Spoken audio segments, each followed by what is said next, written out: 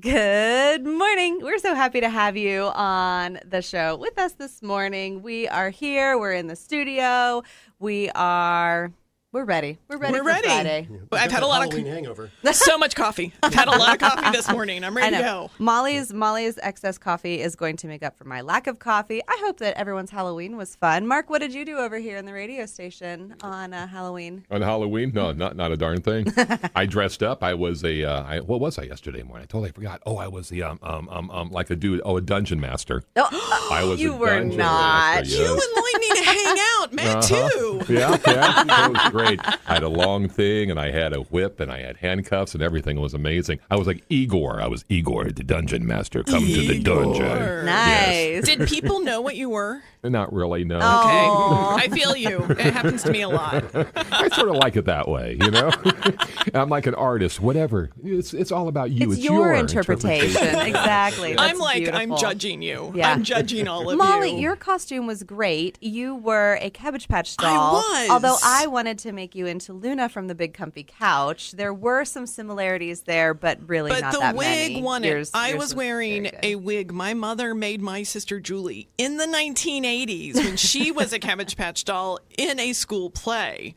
But very few people could guess what I was. But the onesie, I had a big onesie on. It was the onesie cute. did it, It right? was It was very cute. I had cute. freckles and everything. You really did I'm put it going to all blame together. my glasses for throwing everyone off. It was that the was glasses. It was they true. would have all gotten Yeah. it. Yeah, because Cabbage Patch kids don't wear glasses. They don't wear glasses. They probably don't have an eye exam until they're at least 5. So, I know. Right. That makes perfect sense to me. Our guest in the studio this morning is Matt Betts. Good morning, Matt. Good morning. Thanks for having me. We have learned you are an author. You are also a former radio personality. I am. Do we say a recovering radio I personality? think in my case that might be true. Yeah. Yeah. Some of us haven't recovered yet. It's funny, when I was in radio, when I first started doing radio was when grunge was really hitting. So I was at the campus radio station. They were getting in Nirvana and Pearl Jam and all this stuff. The first CDs actually in that studio. Fun. But I would go off to work at night at the oldies station. So I was, while my friends were hitting up Nirvana and really rocking out, I was listening to the Beatles and the Dave Clark 5. So it was a real weird sort of time for me. But it was great. It was a lot of fun. So is Nirvana the oldies now? Yes. Oh, it might be. Did Mark, you just say yes? Mark Yeah, hops right in yeah, there. Yeah, pretty much. Yeah. Absolutely. Because now sorry. Well, Now I'm sad. grunge is oldies. I mean, right. yeah, but I just, Grunge. Grunge is oldies. Yeah. Not oldies in the sense of 50s and 60s and Beatles and Yes. stuff, but yeah. It is. Yeah. Not That's how today. young you Or are they maybe Not today. Are they Like- classic rock or are they oldies? It could be the classic sort of stuff at this Ooh, point. I wouldn't say classic rock. That's hard. Yeah. But oldies is harder, isn't it? Yeah. Right. Classic hits we'll go with. Grunge is Classic timeless. hits. Yeah, Grunge there you go. is timeless. You know what's easy to categorize and maybe not easy to categorize? Book genres. book genres. Did you like that that is segue? right. Wow, that was really that good, was a Nicole. segue. Keep Molly on topic with all this coffee. Yeah. Good work. Yeah. Well, we do have books to talk about, too. Sometimes we have music to talk about as well, but we have books to talk about. Molly, you have a unique title indeed to speak about. So You let me have a week off. you go right This ahead. one has been in my to-read pile for years. I had a friend, Sarah Kofer, read it, say this was pretty good, and I've been dying to read it, but I actually read it, didn't listen. It is called My Life as a White Trash Zombie. That sounds It's classy. awful. As you can tell, it's going to be a classy book. Yeah. It was a perfect October read, but hey, November, if you're trying to ease your way out, a couple feels of cozy mystery. It's definitely not a cozy mystery, but the main character is named Angel Crawford, and there's no way around it. Angel is the biggest loser you will ever hear of. She has a problem with drugs, a loser boyfriend. She lives with her father, who's an alcoholic loser in their trailer. Everything about Angel's life always goes wrong. She makes no good choices. She's aware she makes no good choices. She's never had a break, though. And one day, she kind of wakes up. Something weird has happened. And now I find out I'm a zombie. And there's a weird note saying there's a job for you at a morgue. Well, actually, she doesn't know she's a zombie. She just knows everything's messed up. She starts working at this morgue and really wants to eat the brains. That is, Really wants to eat the brains. Well, yeah. sounds awful. This book is amazing. And she has this mentor that randomly leaves notes, never when she needs it. She's trying to reframe her life. she, is realizing she never actually liked this boyfriend. It was just convenient. She's still trying in her old life, but now she has like a real job that she needs to keep, because how else do you get brains? And what happens if you don't get brains? Or pay zombie bills. Zombie bills. I mean, she really is used to not having bills paid, electricity going out, all that. And this is like the transformation from somebody who can't get her life together, turning into a zombie and figuring out how to get her life together. Nice. It's inspiring. This was, if you were looking for a book that you're not going to take super, are there plot holes? Heck yeah. I love a good plot hole. I just slide right by it. This is a wonderful read. You fall for Angel. You're also like, you moron. But you also you want her to find more brains and succeed and help other zombies. She's got an attitude. Oh, help other zombies. Well, the zombies. The zombie to not community get is a found. tight-knit But there's community. also some, brain dealing. So drug dealing, brain dealing is not always that my far gosh. apart. I mean, y'all, this was a... Do you want a dumb... It's not too gory. It's got some gore. So your gore level's probably about a 4 or 5. But it is absolute fun. You actually really do like the characters or hate the characters. It's really well done for that. It says it's White Trash Zombie #1. I have not looked to see if there's number 2, but I will be looking and follow up with you all. Nice.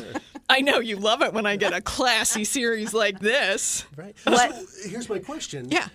Was this the basis for the TV show iZombie? It is not iZombie.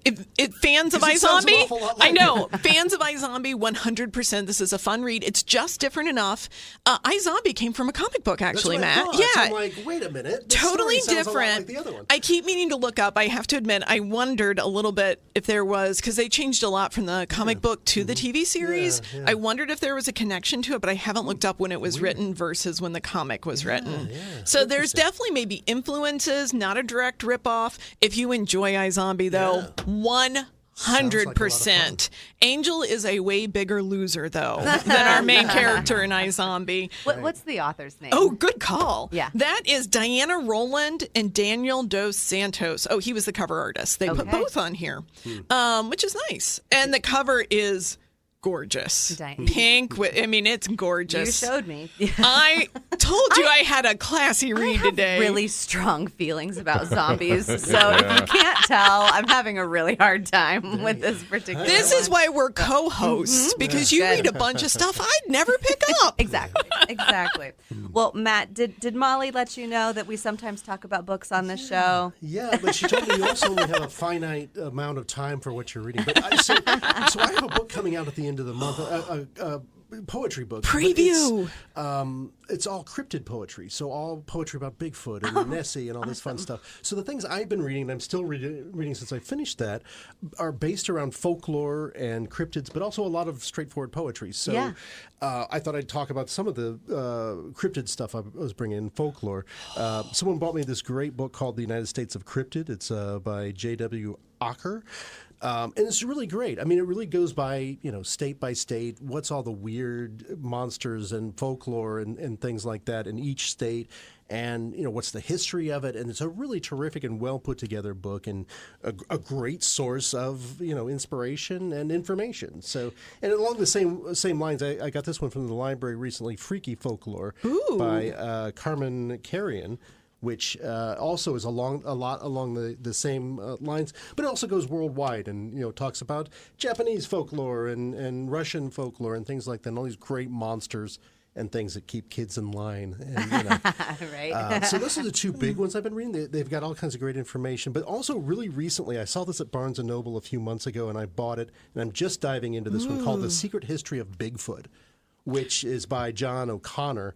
And it's a real exploration of the history of, from folklore he goes into talking to, people in different groups and things like that. He's very much a skeptic going into this, and I'm interested to see how much he delves into each of these sort of famous cases.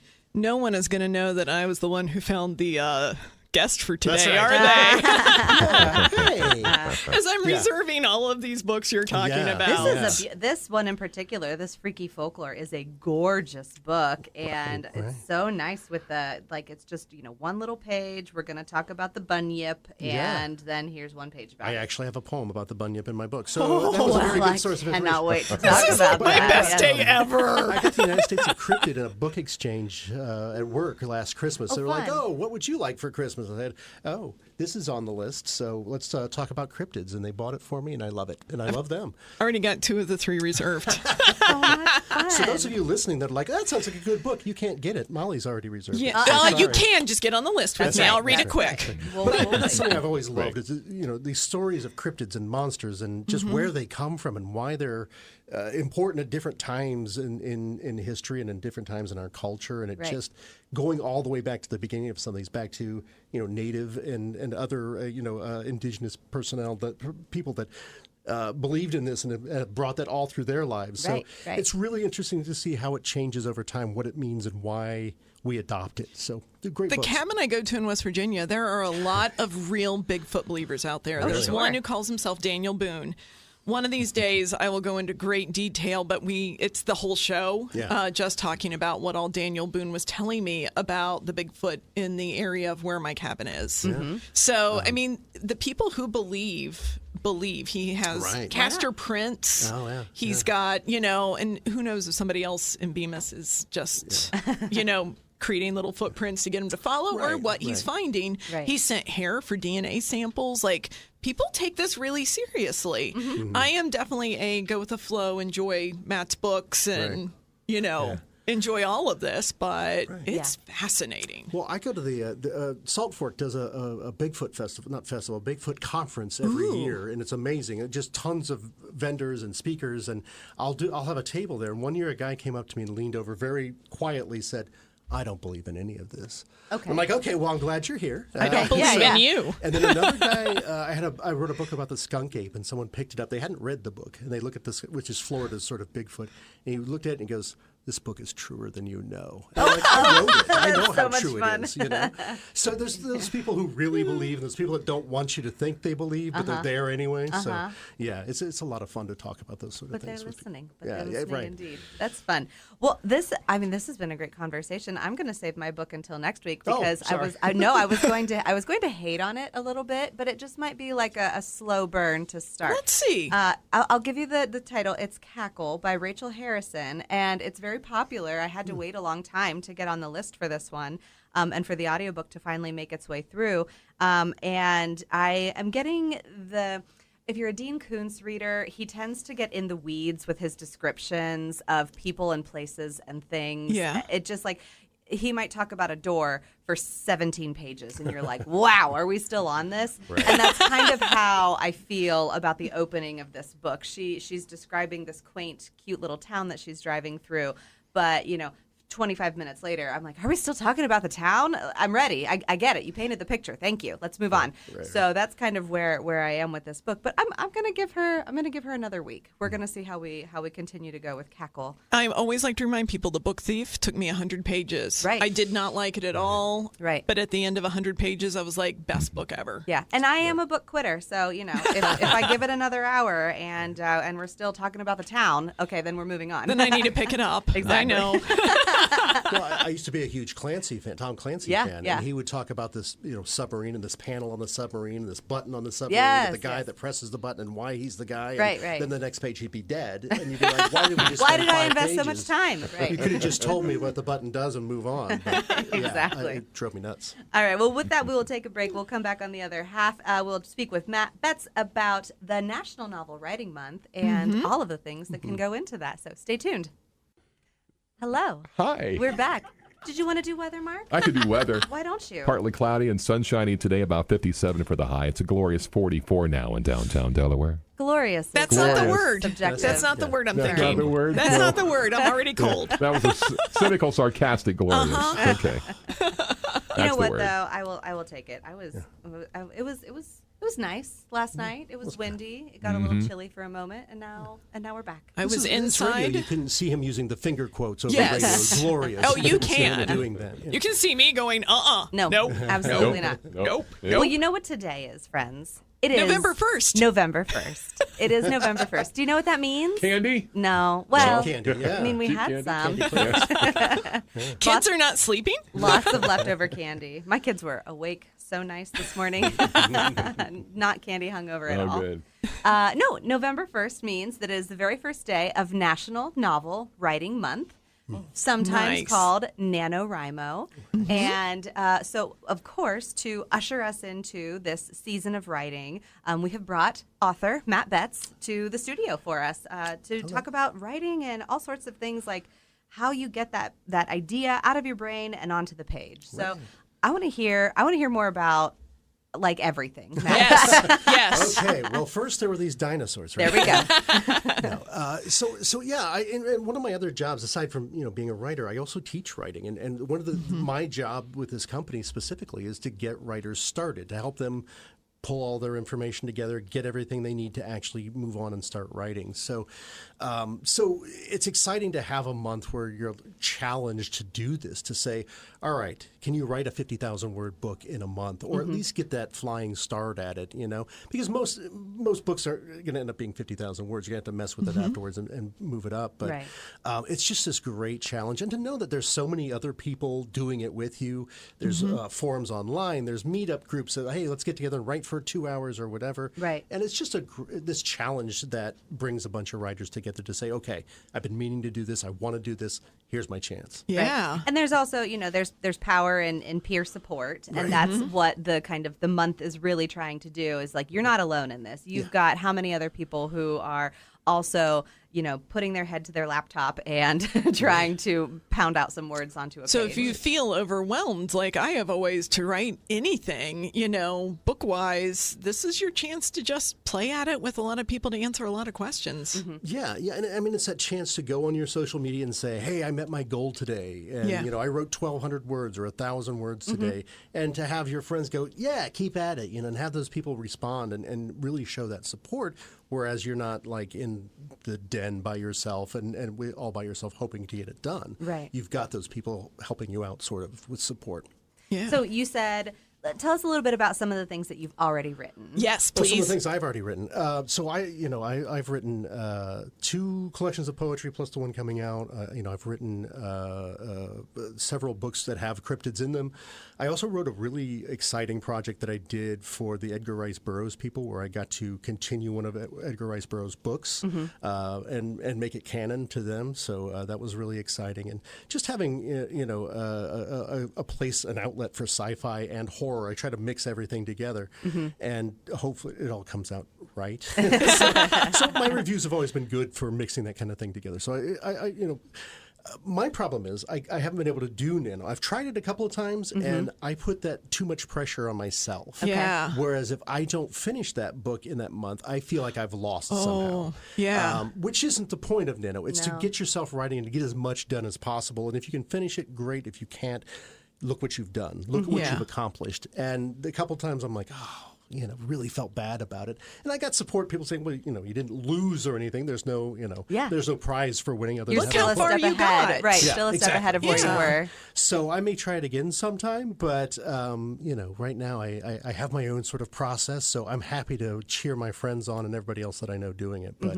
I kind of stay away from it right now and hope that my process works differently. So. Well, that's good. That's good that you know yourself and that you Right. know you've tried it. You said, nope, not for me. Right. What advice would you give someone who is going to take on the challenge? Yes. They're like, this is my challenge this month. Here we go. My biggest advice is probably too late to give them now, but I mean to really prepare. I mean to because part of what trips me up when I'm writing a book, or what used to trip me up, is that I would be in the middle of writing a book and suddenly I feel like I have to research this or that, and I go down too many rabbit holes, and I waste days that I could be writing in what's the most popular name in 1915 or whatever. Oh my gosh, yes. Crazy Yes. stuff like that. Whether it's going to a library or going online or whatever, I find every way possible to not write.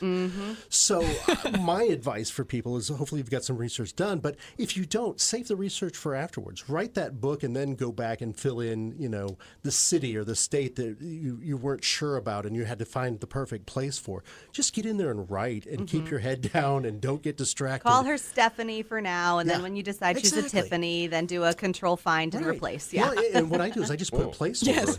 I'll put like GGG so I can find it later. It's easy to find, a group of letters. Right. So that's my fill-in for that name. If I absolutely can't decide on a filler, like you said, calling Sure. somebody Stephanie or whatever, and then go back at the end and find and replace. Mm-hmm. So, yeah, keep your eye on the prize, more or less, is what my suggestions. And save the research or the minutia for later and get that creative stuff out while you can. Yeah. If you want to get that 50,000 words in a month. I think so you've just great. named what I actually want to do writing a book. It's not the writing the book. I want the cart or the big boards, and I want to pin things and make little red lines towards other things with yarn. And That's what I want to do. And I used to see that, you'd see that on TV or whatever, people doing it that way. And I've started kind of doing it that way. I have several whiteboards where I sort of have a timeline and I, write the names and I connect the dots. I haven't done the yarn yet, but I do have colored I've markers. got yarn for you if you need it. I'm in. Right. I'm not sure I have room anymore on my wall. The fiber community will gladly share with you. Yes. The fiber Right, arts right. community. We do have a Knit November going on, There so you we're go. ready. Combine the two. I'll give you all my scraps. Nano Knit November. I Oh, think. Nano Knit wow. November. There we go. We They'll just help came you. up with it. Yeah. Writing and knitting at the same time would be hard, Oh, unless you're like correct. doing a voice to text kind of thing. Yeah. More ideas. So, talking about prep, what I do before I start a book, which, like I said, is too late to do it at the beginning, but I make a Word file and I have a picture of what I think that person looks like. I put that in the Word file, and I put everything about that character, what they look like, what their hairstyle, what they do in the book. If they broke their hand on page 50, I make sure that's in there so I don't forget Oh which my gosh. hand Yes. broke. Right. They Yes. broke their right hand, so at the end they don't have a left hand broken or whatever.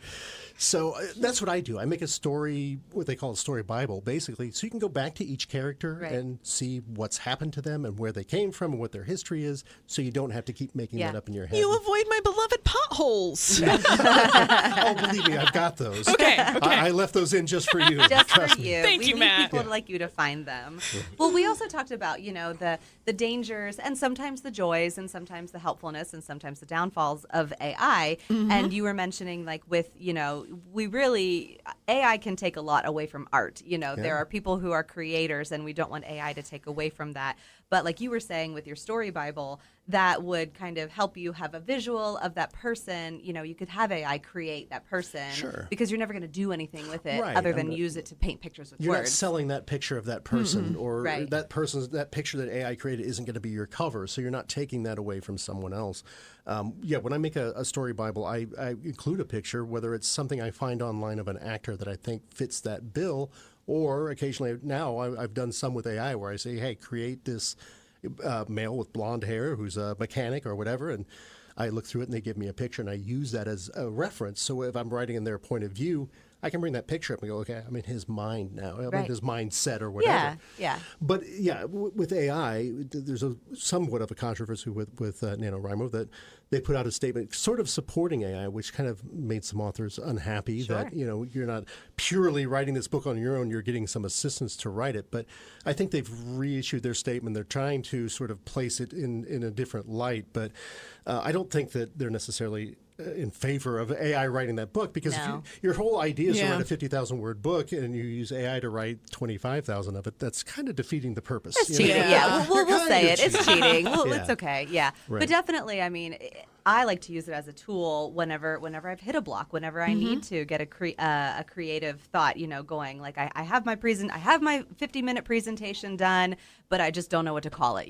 Help me with some ideas and put those things. Well, together. and I have dysgraphia, which is a writing disorder, and I can dread sitting in front of a computer. I have Grammarly, and Grammarly helps me write that Right. with a little more confidence. So it's not that they're coming up with all my ideas, but when I'm getting stuck on punctuation and Get me out of the mud. it's Yeah. not making me walk away from the computer and give up on something anymore. Right.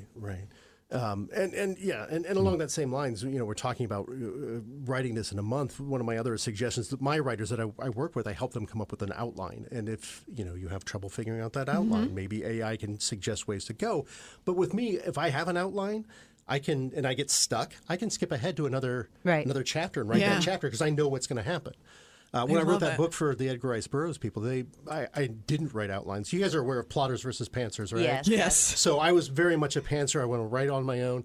And when I wrote for Edgar Rice Burroughs, they made me write an outline. And a guy was writing another book for them, and he wrote a 14,000-word outline Well, for that's them. a book. Yeah. Yes. So they made me do it, and I had to be really detailed. I ended up with like a 13,000-word outline. So with that, it was just connecting the dots at that point. Yeah, I make everything a little bit bigger. But if I got stuck and tried to figure out how to get from chapter 2 to chapter 3, I could go down to chapter 12 and start Right. writing because I know what happens, Right. and maybe Yeah. I figure it out. Matt, I love we've that. got to have you back because I could talk with you all day, but we're at our time. So I know. It's a I'm I think beautiful I text you. He may become a serial Yeah. guest. I So kind of knew this might happen. We've got to cut. That's the joy and the sadness of live radio. Thank you for Thanks so much for being having our me. guest This is this fun. morning. Molly, thanks for being our co-host. You know I love it. Mark, always a pleasure. Absolutely. Until next week, listeners, we'll see you in the stacks. All right.